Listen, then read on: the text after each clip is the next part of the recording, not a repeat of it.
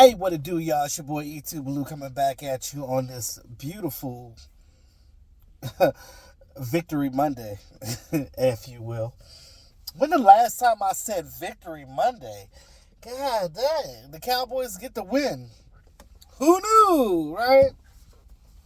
But it always seems like it's always some crazy stuff when the Cowboys play, well, the then Redskins, now Commanders. Well, the then Redskins, then the Washington football team, now the Commanders, or we affectionately call them the Commodores, Commodes, Commies, whatever you want to call them. But anyway, they're the enemy.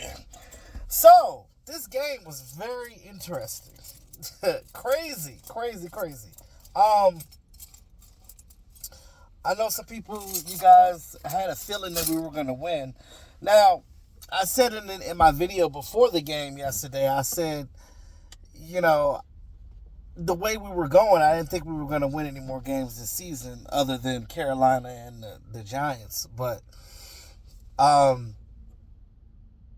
guess it's all perspective, right? It's kind of a bittersweet thing for me. I'm always glad to get a win because I'm always rooting for the Cowboys to win. But in a season like this where it's like this draft coming up, and I haven't done all my draft homework yet, but it seems like this draft is very top heavy. So it's almost like if you don't get like a high draft pick, you're kind of screwed in this draft. I don't think there's a lot of great talent in the later rounds in this draft. I think there's maybe 85, 86 really, really good, talented players in this draft. So that's what? The first two and a half, 3 rounds after that gets a little janky. So after the second round, I don't know really. After the second round, I don't know what to tell you.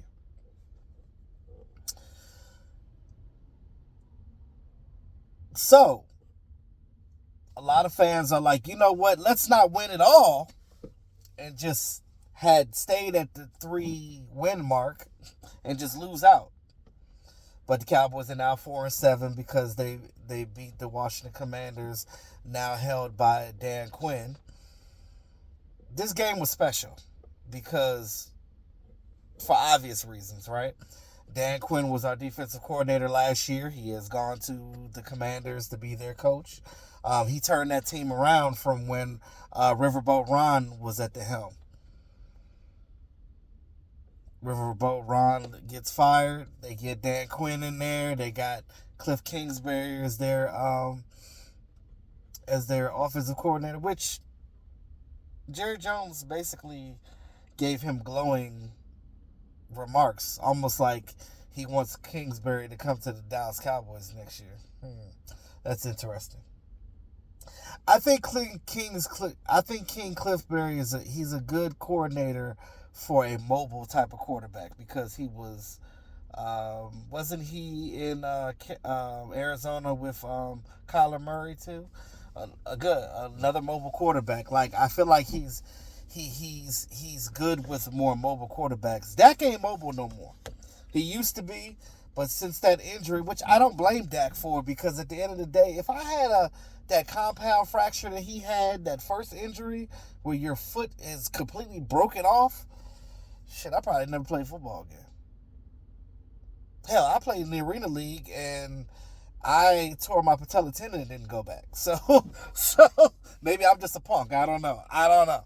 But he just, at that point, you know what I mean? Like, you don't, it's a mental thing, right? So for him, he's not the same mobile guy that he is. He's a pocket guy now. So you're going to have to bring somebody young and innovative in here that understands, non-mobile quarterbacks and things of that nature, and, get the things around him, like the running game, the wide receivers. Like, if we get another good wide receiver weapon, I think we'll be good, and a dynamic running back. We'll be fine. And just a couple of pieces here and there, but we'll talk about that later. Now, in this crazy game that I thought the Cowboys were going to lose because, in my mind, I was thinking, okay, you're going to lose to the Commanders because, it's the whole Dan Quinn wanted revenge on his old team, and he's got the Commanders playing well, but I also did say that they were on a 2-game losing streak prior to the Cowboys game. Now 3-game losing streak. We know that their weakness was they weren't winning against quality teams. They had a 4th place schedule this year, so they had an easy schedule early on. So they didn't play their heavier teams to the back end, which is now. So we'll see the direction that the Commanders go into, because with the Dallas Cowboys spoiling that win for them, that puts the Eagles solely in first place. And with the Eagles winning against the Rams last night, that really kept them in their spot. So, the Commanders got to play some catch up. Now, as far as the Dallas Cowboys go, it's one of those things where, like, I feel like you either win out or you don't win anymore at all, because what's going to happen is you're not going to go to the playoffs, and then you're going to mess up your draft capital or wherever you're positioning in the draft. Now, it depends on what these other lowly teams do, like the Jags and the Carolinas and the Bengals, all these the Browns, all the teams that have 2, 3, 4 wins in that area where the Dallas Cowboys are right now, as far as record-wise. Who is going to be the lesser wins of those teams? Because when you look at those, as the Cowboys keep winning, and if those teams don't win, the Cowboys are gonna their draft is they're gonna be higher in the draft, closer to where they normally pick at. And like I just think in this particular draft coming up, you don't want to do that. And it's almost like if they win out, they only have 14%, I think, chance of going to the playoffs. Again, that all depends on what the Commanders do too. If they start sliding and the Cowboys win the next 6, we have 6 games left. These next games, and then that'll be interesting, because I don't know. I know that with this Giants team coming up without Daniel Jones, I mean, hell, even with Daniel Jones, the Cowboys have demolished them. But I think the Cowboys are going to get this win on Thursday too. So you're going to more than likely win at home on Thanksgiving against the Giants. And then who else do you have next? I think we have the Bengals. I think the hardest team we have next is the Buccaneers. Everything else is either divisional or Bengals, Carolina. I mean, it's going to be an interesting stretch, especially because Marshawn Nealon is back. Are they going to bring back D-Law? We don't know. But anyway, let's get into the crux of the game, right? So when you look at the breakdown of the game, right, with the ending of this game, the Cowboys are now 4-7. Commanders are 7-5. The Cowboys won 34-26. When you look at the score alone, if you just look at the score, not having watched the game, you would sit here and think that, oh my God, this was a back and forth game. Well, let's start from the beginning, right? First quarter, I think, what is it? I missed the first, because I had fell asleep.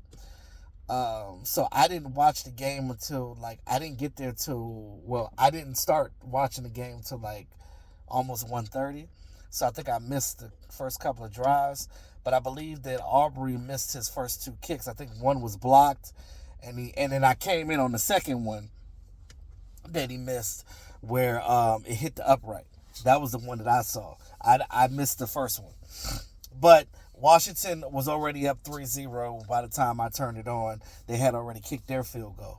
Second quarter, the Cowboys get that 46-yarder right before the half, right, to tie the game up at halftime. So going to the locker room at halftime, at this point, the game was a snooze fest. It was literally no offense going on and everything.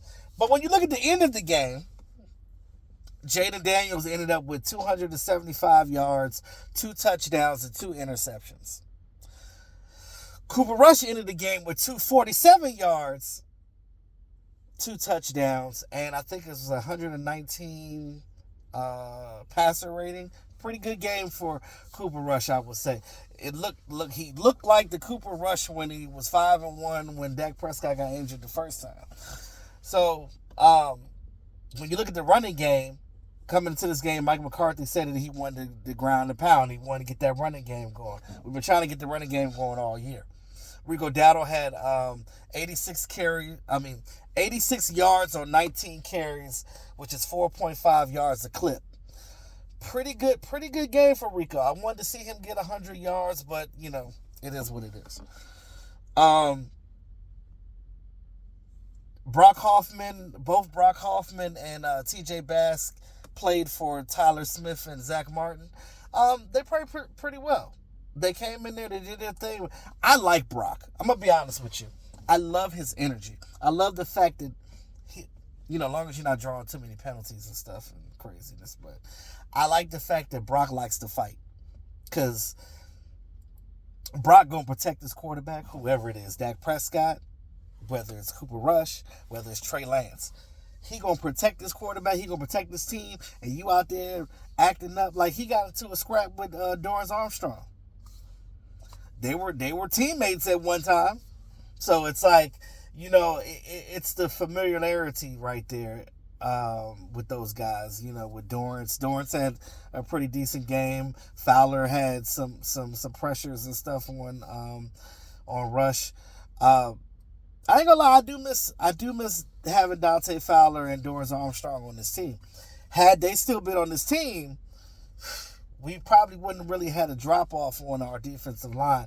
But shout out to the guys that showed up for us this week that we have now anyway.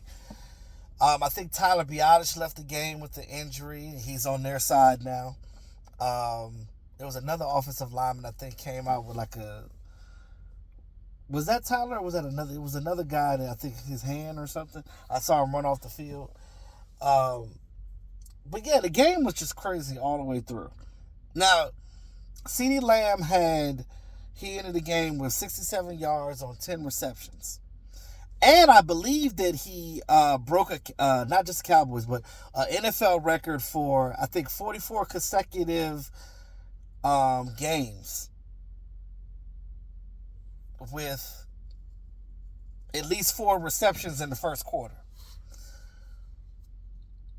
That now breaks Michael Thomas's record. So shout out to CeeDee Lamb for breaking the NFL record in this game. Of course, it had to be against a division rival, right? Why not? Schoonmaker had a touchdown, wide open, because I guess they were bracketing CeeDee Lamb. Or no, they were double teaming CeeDee Lamb, not bracketing, because bracketing would be like playing kind of zone-ish. No, he was checked man-to-man by 2 players. And you left Schoonmaker open. They was like, Schoonmaker ain't going to score. Shit. 22-yard strike for a touchdown. And then Jalen Tolbert had that touchdown. It's like every time we talk shit about Jalen Tolbert, he do something. Maybe we need to just continue to say he's trash so he can make plays. Maybe that's his motivation. He must be hearing all the content creators talk about him.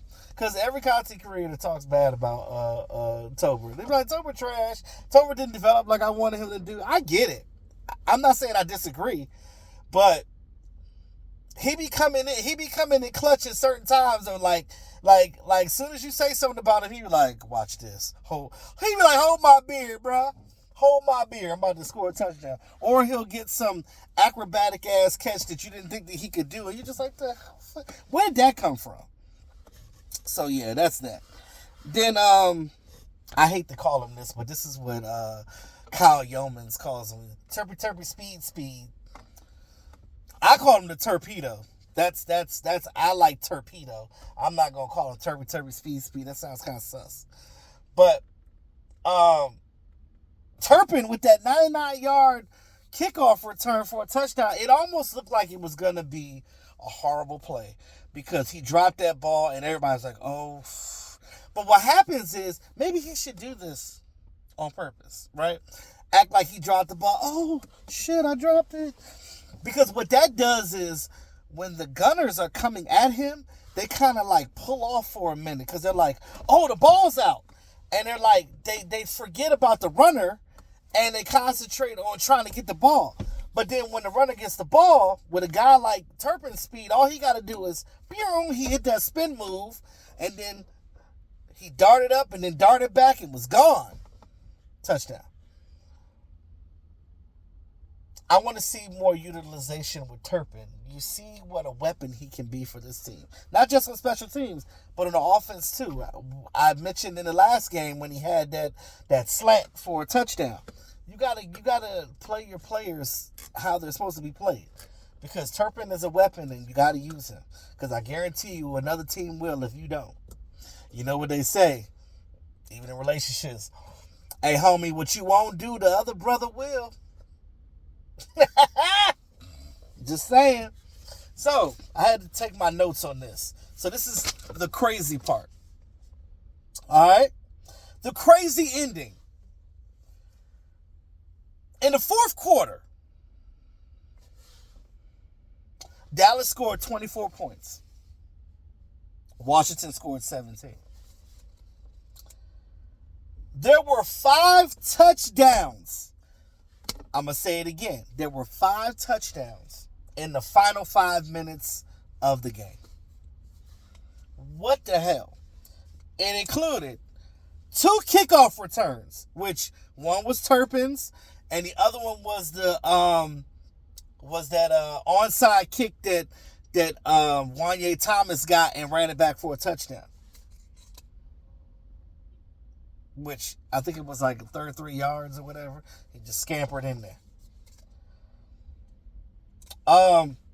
Zach Ertz had a touchdown in the fourth quarter. Schoonmaker had a touchdown in the fourth quarter.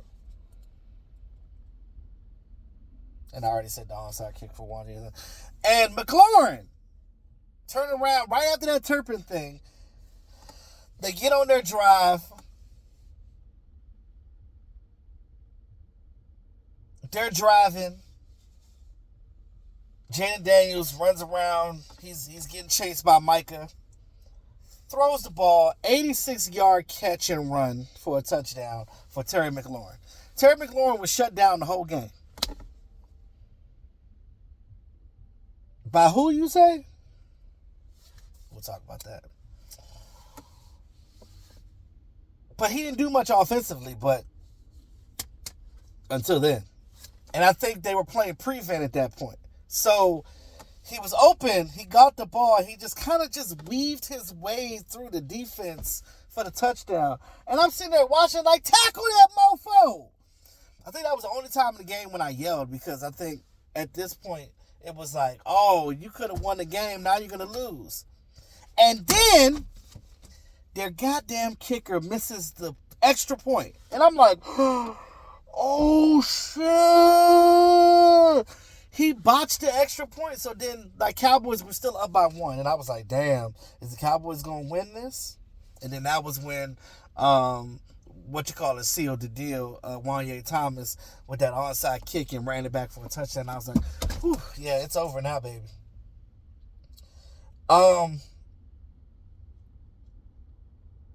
Their kicker, he missed a field goal and then that extra point. I mentioned earlier that Aubrey missed his first 2 kicks. One was blocked, the second hit the upright. And then Aubrey came back and he did nail a 46-yard field goal before half. That was made it 3-3. And then he had a 48-yard in the fourth quarter and made all of his extra points, which is important. Now, if I need to give the football to somebody other than Turpin, I would say I would give some praise to Josh Butler. Josh Butler, I don't know if you guys know, Michigan product. I think he went to high school in Mesquite, Texas. I've never been to that city, but he went to high school in Mesquite, Texas, I believe. He was a Michigan Spartan. He's been in the league for 5-6 years? And this is his first year actually starting in a game and playing in a game. So shout out to Josh Butler for being like a practice squad player for the first 4 or 5 years of your NFL career and now finally getting the opportunity to play. I know his confidence level right now is through the roof. He was in that game, he was checking, and because Jaden Daniels everybody know about DaRon Bland. DaRon Bland came back. Nobody was trying to throw the ball DaRon Bland's way. But poor Josh Butler got all the smoke.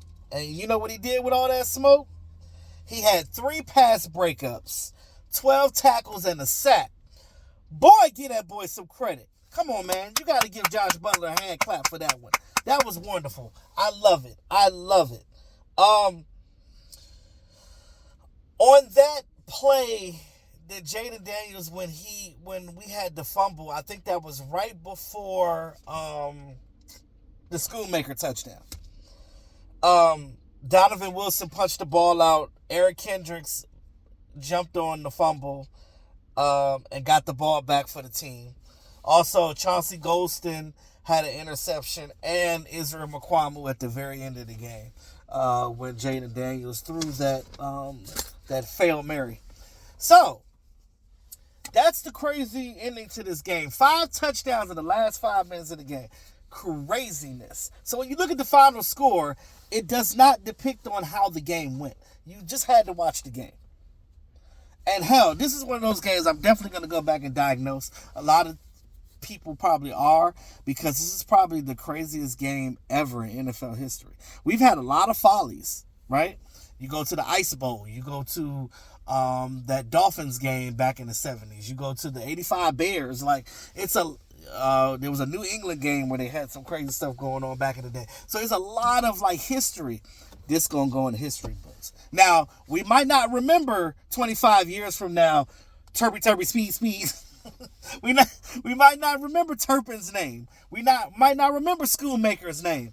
And definitely might not remember Chauncey Golston's name. But you gonna remember this game and what happened and how crazy it was at the end. Man, let me know how you feel about this game in the chat. I'm always excited about a win, but I don't know how I feel about it because it doesn't matter really for us, because I don't see us going to the playoffs and doing anything because we don't have our starting quarterback. And we're just kind of crippled right now. So with that being said, I know the defense is playing better, but you never know. I'll rather just get some draft picks now and just go on for next year. With that being said, man, it's your boy E2 Blue, always keeping it real. Hey, like, share, subscribe to the channel, because we still here. Peace out.